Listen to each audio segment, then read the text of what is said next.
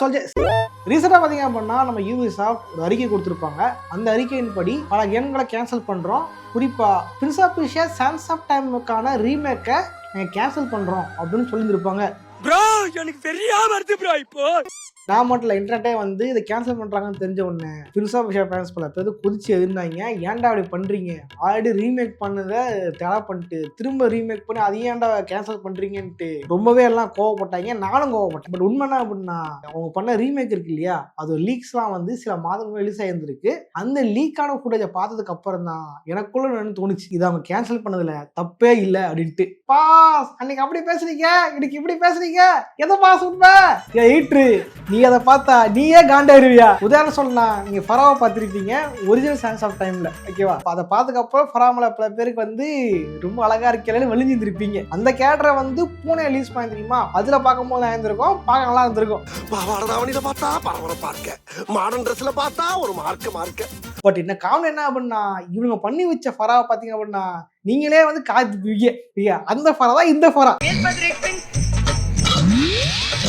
பாருங்க, பார்க்கறதுக்கு ஒரு இந்தியன் ஆன்டி மாதிரி இருக்கு இந்த கேரக்டர் மாடல். இது எப்படி இவனுங்க வந்து ஃபரான்னு கொண்டு வந்தானுங்க, இது எப்படி மக்கள் ஏத்துப்பாங்கன்றது எனக்கு சுத்தமா தெரியவே இல்லை. இது காரணம் என்ன, இந்த கேரக்டர் இந்த மாதிரி மாறின காரணம் என்ன சொல்லப்படுது அப்படின்னா, மெயின் ரீசன் ஓக் அஜெண்டா தான். ப்ரோ என்ன ப்ரோ அப்படி பேசிக்கிட்டு இருக்கேன் அப்படின்லாம் கோவப்படாதீங்க. பொலிட்டிக்கல் நான் பேச மாட்டேன். ஒரு என்டர்டைன்மெண்ட்குள்ள ஒரு பொலிட்டிக்கல் வரும்போது அது எப்படி வந்து அந்த கன்சியூம் பண்றவங்களோட தாட் எப்படி இருக்கு அப்படின்றத கண்டிப்பாக சொல்லி தானே ஆகணும். கரெக்டான என்டைம் கூட பாலிடிக்ஸ் வரும்போது இப்படி பேசாம தவிர்க்க முடியும். ரீசெண்டா, அதாவது பிரின்ஸ் ஆஃப் பெர்சியா மட்டும் இல்ல, சில ஆண்டுகளா பாத்தீங்க அப்படின்னா வீடியோ கேம்ஸ்ல இருந்து மூவிஸ்ல இருந்து பெரும்பாலும் பாப் கல்ச்சர்ஸ்ல இந்த ஓக் அஜெண்டா அப்படின்றது திரிக்கப்படாம செஞ்சுக்கிட்டு இருக்கு. அவங்க அஜெண்டா பேஸ் பண்ண இந்த ஃபெமினிசம் இந்த மாதிரி பல விஷயங்களை உள்ள ஆட் பண்ணிட்டா வருவாங்க. கேரக்டர்ஸை மாத்துவாங்க, இந்த கதையை மாத்துவாங்க, இந்த மாதிரி பல விஷயங்கள் கொண்டு வந்திருந்தாங்க. குறிப்பா சொன்னா ஃபீமேல் பாஸ் அப்படின்ற நிறைய இருந்திருக்கும். இது என்ன ஆச்சு அப்படின்னா கொஞ்சம் கொஞ்சமா இண்டஸ்ட்ரியை வந்து அழிச்சிருக்கும். ப்ரோ ஒரு ஃபீமேல் லீடா வைக்கிற தப்பு இருக்கு, ஃபீமேல் கத்தா தப்பு இருக்குன்னு கேட்டீங்கன்னா அப்படி இல்லை. நீங்க வந்து ஒரு கதைக்கு தேவைப்படும் போது வருதுன்னா ஓகே, பட் கதைக்கு தேவைப்படாமே இவங்க வந்து உள்ள திணிக்க ஆரம்பிச்சுட்டு இருந்தாங்க. குறிப்பா சொன்னா இந்த வீடியோ கேம்ஸ் ஆடுறவங்கலாம் வந்து பொண்ணுங்களா கிடையாது, பொண்ணுங்களாம் ஆடுவாங்கன்னா மெஜாரிட்டி பார்த்தீங்க அப்படின்னா அதிகமாக ஆடுறது ஆண்கள் தான். ஆச்சு வீடியோ கேம்ஸ்ன்றது ஒரு மெயின் என்டர்டைன்மெண்ட் தான். அதுக்கப்புறம் ஃபீமேலும் ஆடலாம் வச்சாங்க அப்படின்றதான் கணக்கு. அதுக்காக வந்து ரெண்டும் சரிசமாக பார்க்கறதுலாம் கிடையாது, மூவி மாதிரிலாம் கிடையாது. நம்ம ஊரில் வந்து ஃபேமிலி ஆடியன்ஸ் ஆகிறதுக்காக ஒரு ஃபேமிலி பேஸ் கதை எடுத்துட்டீங்க அப்படின்னா ஃபெஸ்டிவல் ஓடி காசு சம்பாதிச்சிடலாம். ஆனா வீடியோ கேம்ஸ் கிடையவே கிடையாது. அதே மாதிரி பாப் கல்ச்சர் மூவிஸ் சொன்னா உதாரணத்துக்கு மார்வல் பார்த்துருப்பீங்க. அவங்க வந்து ஃபேஸ் 3க்கு அப்புறம் ஃபேஸ் 4 போகும்போதெல்லாம் அவங்களுடைய அஜெண்டா எல்லாம் உள்ள கொண்டு வந்தாங்க. ஏகப்பட்ட மேல் கேரக்டர்ஸ் டம்மியாகவும் ஃபீமேல் கேரக்டர்ஸ் வந்து கெத்த காட்டுறேன்ட்டு அது கதைக்கு ஒரு சரியான ஒரு தெளிவும் இல்லாம எழுதிருப்பாங்க இல்லையா, அந்த மாதிரியான விஷயங்கள் தான் வந்து வீடியோ கேம் நடந்துட்டு இருந்துச்சு. உதாரணம் இனிப்பு குழந்தை போய் தெரிஞ்சிருக்கும்.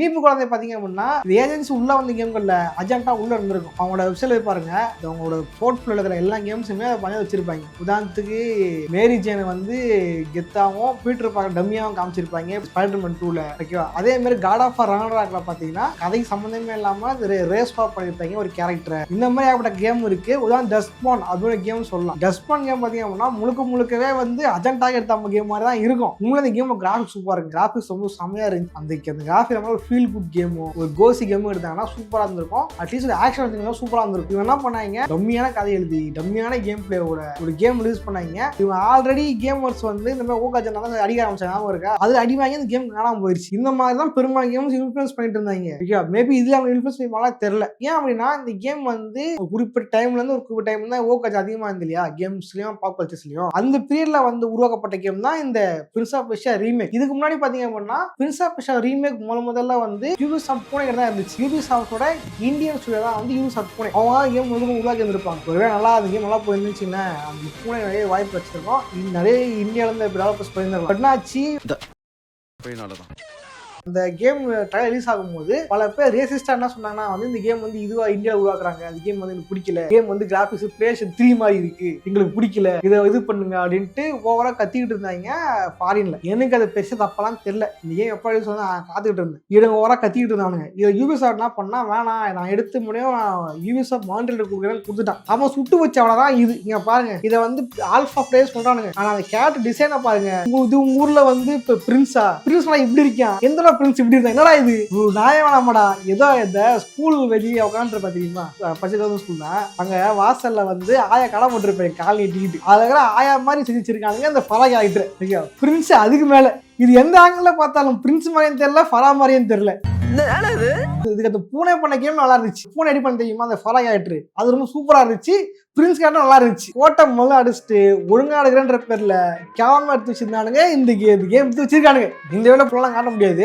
யூடியூப்லயே போயிட்டு லீக்டு போடுங்க வரும் பாருங்க. அதில் அதை பார்த்துட்டு நம்மளே முடிவு பண்ணிக்கலாம், இது வந்து உண்மையிலே கேன்சல் பண்ணது நல்லதுதான். இது மட்டும் இல்லாம யூபிசாஃப்ட் வந்து இன்னும் அனௌன்ஸ் பண்ண கொடுத்துருக்காங்க. என்ன பண்ணா, நீங்க வந்து ஃபராவை நீங்க காப்பாற்ற அவசியம் இல்லை, ஃபராவே காப்பாத்திக்குவா அப்படின்ற மாதிரி ஒரு ஸ்டேட்மெண்ட் விட்டுருந்தாங்க. சரியா சொல்லலாம், 2023, 24 டைம்லாம் பாத்தீங்கன்னா அஜெண்டா வந்து ரொம்ப அதிகமா இருந்துச்சு, இன்ஃப்ளூயன்ஸ் ரொம்ப அதிகமா இருந்துச்சு. அது வந்து வெறும் இந்த மூவியை காட்டப்படுறது மட்டும் இல்லாம அதை வேலை செய்யற ஆட்கள் உட்பட, அது எடுக்கப்படுது அப்படின்ற உட்பட எல்லாமே வந்து கொஞ்சம் தூக்கலா இருந்துச்சு, ரொம்ப அதிகமா இருந்துச்சு. டைம் யாரும் எடுத்து பேச முடியாது, பேசினாலே அதை வச்சு கடிச்சிடுவாங்க. அந்த டைம் தான் என்ன பண்ணிருக்காங்க, இந்த கதை எழுதிருக்காங்க போல. பொதுவான PlayStation 2 and 3 காலத்துல பாத்தீங்க அப்படின்னா பெரும்பாலும் கேம்ஸ் எப்படி இருக்கும்னா, கேர்ள் வந்து இதுதான் ஆசைக்காரமா தான் இருப்பாங்க. லியான் எனக்கு காப்பாத்து அப்படின்ற மாதிரி தான் இருக்கும். நம்ம தான் போயிட்டு இந்த பொண்ணை காப்பாத்தலாம கேம் வச்சிருப்பாங்க. அதை பார்க்கும்போது ஏதோ பெருசா பண்ணிட்டோம்டா, வர கேர்ள் ஃப்ரெண்டை காப்பாத்திட்டோம்டா அப்படின்ற மாதிரி நமக்குள்ள ஒண்ணு தோடும்.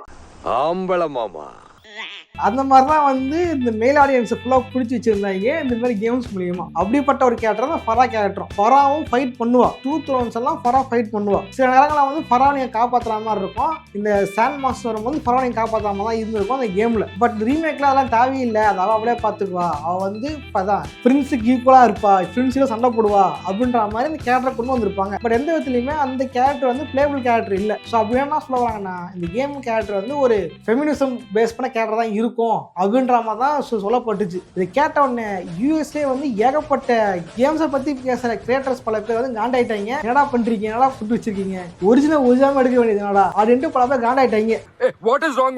இதே மாதிரி கோத்திக் அப்படின்னு ஒரு கேம், இந்த கேம் வந்து ரீமேக் பண்ணாங்க. அந்தலையும் அதே பிரச்சனை தான். ஒரிஜினல்ல பொண்ணு மாதிரி இருந்த கேரக்டரை கோத்திக் கேம்ல அதை வந்து ஒரு டிரான்ஜெண்டர் மாதிரியும் கொஞ்சம் ஒரு மூஞ்சி ஆவண மூஞ்சி ஆகிடானுங்க. இதுலயும் பாத்தீங்க அப்படின்னா மாங்கா பத்தி இருக்கிற ஆயிரம் ஆக்கி வச்சிருக்கானுங்க. அதுக்கு யூபிசாஃப்ட் கொடுத்த முட்டை என்ன அப்படின்னா, இது லீக் ஆனது வந்து இதுதான் ஒரு ப்ரீ ஆல்ஃபா ஃபுட்டேஜ் தான், அது வந்து ஃபுல் கேம் கிடையாது அப்படின்ற மாதிரி சொல்லியிருந்தாங்க. பட் என்ன இருந்தாலும் இது பேஸ் இதுதான் தெரிஞ்சு போயிடுச்சு. இதுவே பல பேர் ஏற்றட கலப்பிருச்சு. ஓகே, இதுவும் வந்து ஓக்கில் வந்து இன்னொரு கதை தான் அப்படின்னு தெரிஞ்சு போயிடுச்சு. அதனாலதான் என்னமோ யூபிசாஃப்ட் இந்த கேமை வந்து கேன்சல் பண்ணியிருப்பாங்களோ அப்படின்றது என்னுடைய எண்ணம். ஏன்னா யூபிசாஃப்ட் ஓக்கால அடி வாங்கியிருக்காங்க, அங்கே பேர் அடி வாங்கி பிளாக் ஸ்டாக்ஸ் வாங்கியிருக்காங்க. அதுதான் கேம்னா அசாசின்ஸ் கிரீட் ஷேடோஸ்ல ஜப்பானை பத்தின கேம் அப்படின்னு சொல்லிட்டு ஜப்பானை காட்டாம ஒரு பிளாக காட்டுறீங்க, கதையை மாத்துறீங்க, வரலாறு திரிக்கிறீங்க, பராசக்தி படம் மாதிரி. வா, அந்த படம் இப்பதான் வந்துச்சு, நானே வந்து மாட்டிக்கிட்டனே, வரலாறு திரிக்கிறாங்க அப்படின்ட்டு ஏகப்பட்ட ஜாப்பனீஸ் கேமர்ஸ் பல பேரே வந்து இந்த கேம் தடை பண்ணோம் அப்படின்னு பிரச்சனை பண்ணிருந்தாங்க. அது மட்டும் இந்த கேம் வந்து நாங்கள் எதிர்ப்பு காட்டுவோம், இந்த கேம் நான் வாங்க மாட்டோம் அப்படின்ட்டு ஏகப்பட்ட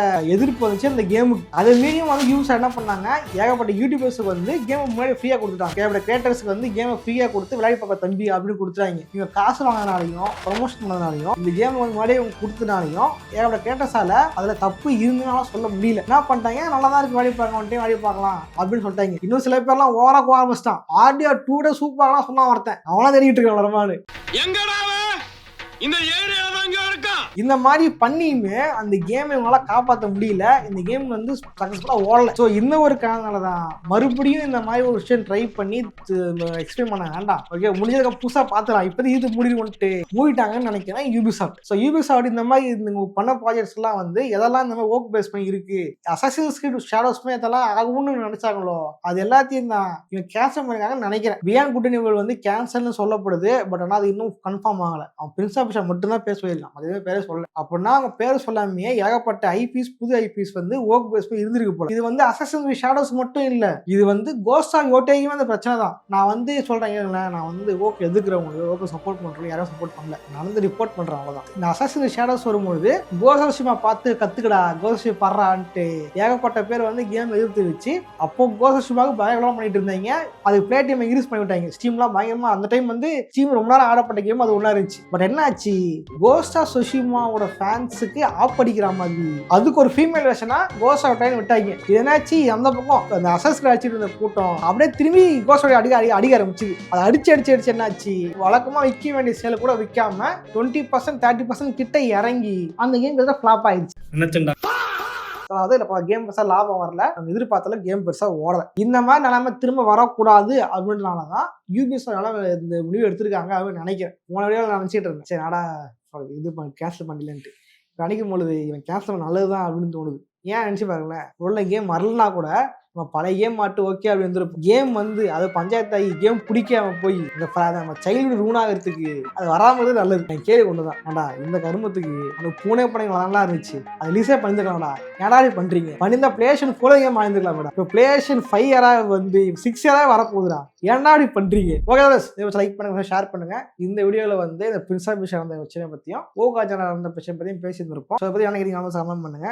முடிஞ்சா இதை பற்றி தனியாக வீடியோ ட்ரை பண்ணுறேன். ஓகாஜானா பற்றி விஷயத்தை பெருசாக வீடியோ போட்டு ட்ரை பண்ணுறேன். அதுலேயும் நான் வந்து முடிஞ்ச அளவுக்கு ரிலேட் தான் ட்ரை பண்ணுறேன். வீடியோ லைக் பண்ணுங்கள், பெருசாக ஷேர் பண்ணுங்கள். கீழே ஹைப் நோட்டன் இருக்கும், ஓகேவா? ஹைப் வைத்து விடுங்க கமெண்ட் பாக்ஸ் பக்கத்தில். நானும் இதே மாதிரியான இன்னொரு சுவாரஸ்யமான வீடியோ சந்திக்கிறேன். போட்றேன், பாய்.